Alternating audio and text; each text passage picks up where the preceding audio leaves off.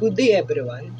Today I will discuss about the difference between self, identity, self-discovery and self-awareness. I will discuss also how different aspects of the self relate to a real-life situation.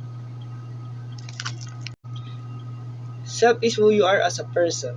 Identity is how you define yourself. Self-discovery is the process of finding out of who you are. And self-awareness is a knowing your own thoughts and feelings. For example, self, just being yourself around family and friends. Identity, identifying as a member of a sports team or a club at school. Self-discovery, realizing you enjoy painting after taking an art class. Self-awareness, noticing you get anxious before big exams and finding way to calm down. Philosophical self, this refers to how we see ourselves in relation to life's deeper questions, like purpose, existence, and morality. For example, a student wonders if success is about happiness or wealth. Psychological self, this focuses on your emotions, thoughts, and behaviors that shape who you are.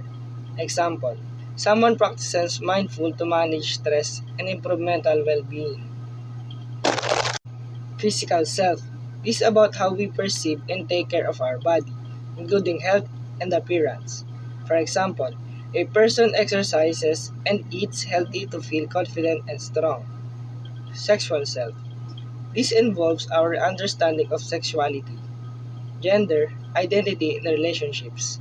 For example, a teenager learning about self-respect and boundaries in dating.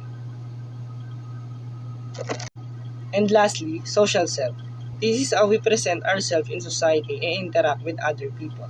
For example, a shy person learning to be more confident when making new friends.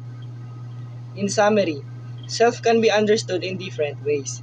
The philosophical self explores deeper questions about purpose and existence.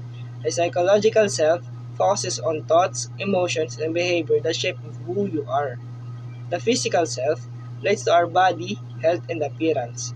The sexual self involves our understanding of sexuality, gender, and relationships. The social self, this is how we interact with other people that fits in our society. All these aspects work together to shape our identity and experience in life. And that's all. Thank you for listening.